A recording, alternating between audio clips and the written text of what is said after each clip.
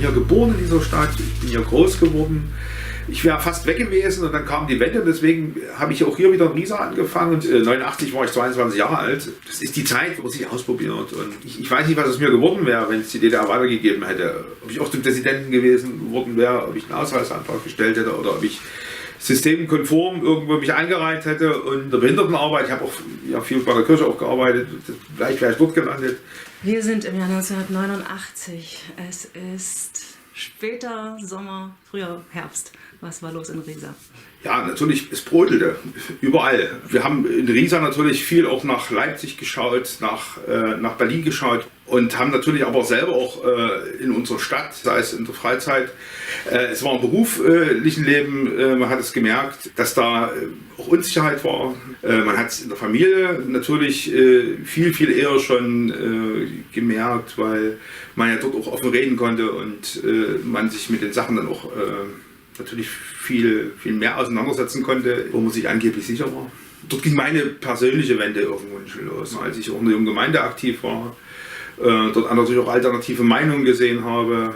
Ich konnte meine Klassenkameradinnen und Kameraden überzeugen, dass wir ein Kulturprogramm zum Thema Umweltschutz machen. Und ja, das kam gar nicht gut an. Ein tosender Applaus natürlich aus dem Auditorium und von überall. Und nur wenige haben dann finster geguckt, haben mitgeschrieben und es war gut, dass wir es gemacht haben. Habe ich dann sehr stark engagiert beim neuen Forum mit.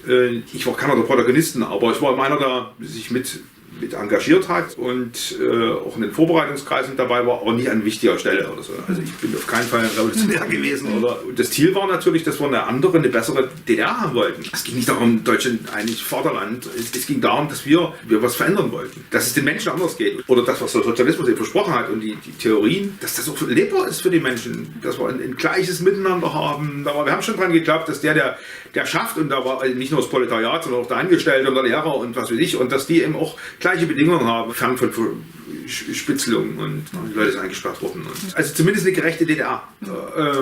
Das wollten viele. Kann ja alles golden sein, was glänzt. Ne? Mein Vater war Fernfahrer, ist in den Westen gefahren. Der hat immer gesagt, das kommt irgendwann, und der hat immer so berichtet, dass es ihn hier aufhalten lässt. Und ich habe immer gedacht, ne, Pater, komm, wir sind überrannt worden von der D-Mark, von der Wirtschaftskraft, von dem breiten Konsumangebot. Und wir sind ein Volk, nicht mehr wir sind das Volk. Das waren ja unsere Transparente, wo wir gesagt haben, von uns sollte ja die Macht ausgehen. Das ist ja alle Macht im Volke. Das war ja die Grundtheorie auch im Sozialismus. Und das war ja auch dann der Slogan, wir sind das Volk.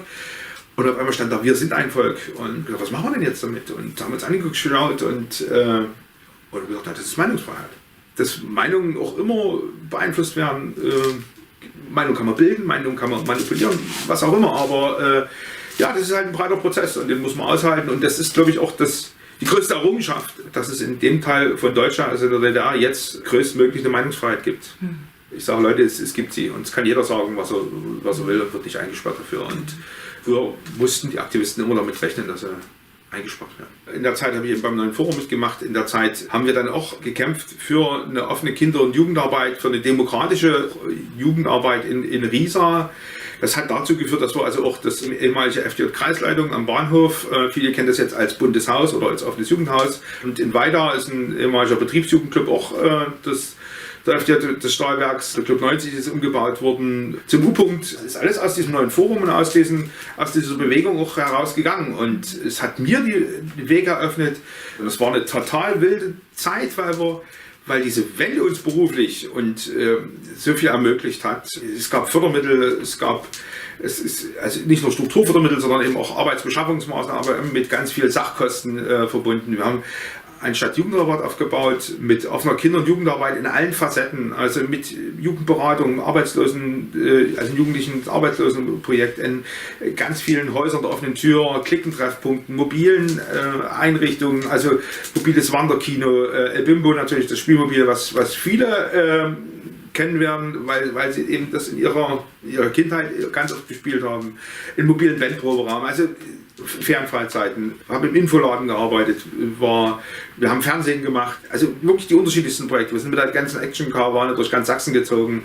Auch Aufbruch, Stimmung und auf einmal konnte man reisen, auf einmal konnte man auch auch junge Menschen nochmal eine Ausbildung machen und was ganz anderes machen, als das, was vielleicht aus der DDR man geworden ist. Und wir waren ein bunter Haufen, das war auch gut. Die haben haben sich alle jetzt in der Zeit ja noch weiterentwickelt und sind Erzieher geworden oder Sozialpädagogen geworden. Und das muss man auch sehen. Was hat die Wende Riesa gebracht? Auch viel Frustration, viel Arbeitslosigkeit, viel Wegzug. Also Stadt mit ehemals 53.000 Einwohnern ist eine Stadt geworden, die ist wieder auf dem Niveau knapp 30.000 Einwohnern. So viel waren es auch mal, bevor das Ruhrkombinat expandiert hat und bevor große Betriebe hier errichtet worden sind, wo wir natürlich auch Zuzug hatten von überall aus der DDR. Man braucht ja nur mal gucken, diese Altneubaugebiete in Gröbau oder in Weida oder hier in der Pausitzer Delle, sind ja alles Neubaugebiete, die entstanden sind zu Zeiten der DDR, weil ein Zuzug da war. So, und jetzt reißen wir die Blöcke alle wieder ab. Natürlich war die Arbeitsproduktivität bei uns eine andere, weil wir weniger Maschinenproduktivität hatten und weil viel mehr Handarbeit war und weil natürlich eine Mangelwirtschaft war, weil die Maschinen kaputt waren, weil es keine Ersatzteile gab, weil es keine Rohstoffe gab und so. Dann ist immer gesagt worden, unsere Arbeitsproduktivität ist zu schlecht und hat irgendwo diese Stärken, die wir hatten im Osten, die hat man nicht so richtig gesehen, dass es da natürlich eine Kreativität gab und dass es ein Einfallsreichtum auch gab und hätte man, glaube ich, anders nutzen müssen und auch Leute, die mit dem Know-how von hier eben auch stärker einbeziehen müssen. Strukturschwache Regionen in den alten Bundesländern ja auch durchgemacht, im Ruhrpott und überall. Und das ist hier genauso passiert. Am Stahlenwalzwerk Riesa, was hing da alles dran zu DDR-Zeiten? Da hing, ich sag mal, das, wo ich Volkstanz gemacht habe, viele Jahre lang, das Volkskunstensemble Jules Curie. Also es gab die große BSK Stahl Riesa, die also vom jüngsten Sport bis zum Leistungssport alles gemacht hat. Und Kindergärten, die Betriebskindergärten, das, was wir jetzt zum Teil wieder aufbauen. Jede Klasse hatte eine Patenbrigade, um zu gucken, wie das Leben ist in der Wirtschaft und auf Arbeit. Und es gab den polytechnischen Unterricht, der in Betrieben stattgefunden hat. Fernjobs gibt es jetzt auch wieder ein bisschen, aber das gab es viel mehr. Also Clubhäuser, Bibliotheken, Ferienmaßnahmen. Ne? Viele hatten Bungalows, hatten Wohnwagen irgendwo stehen, hatten immer noch ein Ferienobjekt. Das sind alles so Sachen, wo man sagt, da haben Betriebe hineingewirkt und das ist alles zusammengebrochen. Na klar. Cool gewesen, wenn wir mehr ostdeutschen Errungenschaften, Identitäten und ich sag mal auch DDR-Sachen noch in die BRD hätten hinein retten können. Gerade im Bildungssystem. Man kann sich einbringen im Betrieb, ne? Dass es gefördert wird, dass es prämiert wird, wenn man mitdenkt. Nicht nur die Entwicklungsabteilung, die dafür bezahlt wird, und die Ingenieurinnen und Ingenieure, sondern eben auch die in der Produktion sind und manches sehen. Es klingt komisch, ne? Weil wenn man die DDR gesehen hat in der Wende und wie grau und wie marode alles war, hätte man nicht denken können, dass da also auch trotzdem ein Entdecker, also wir sind eingesperrt gewesen und trotzdem gab es einen Entdeckerkreis. Und die Kraft, ich sage jetzt mal, oder so die Macht des Kollektivs, das ist leider ein bisschen, irgendwie hätte man dort weitermachen können. An dieser Stelle. Gemeinsinn, sowas. Ja.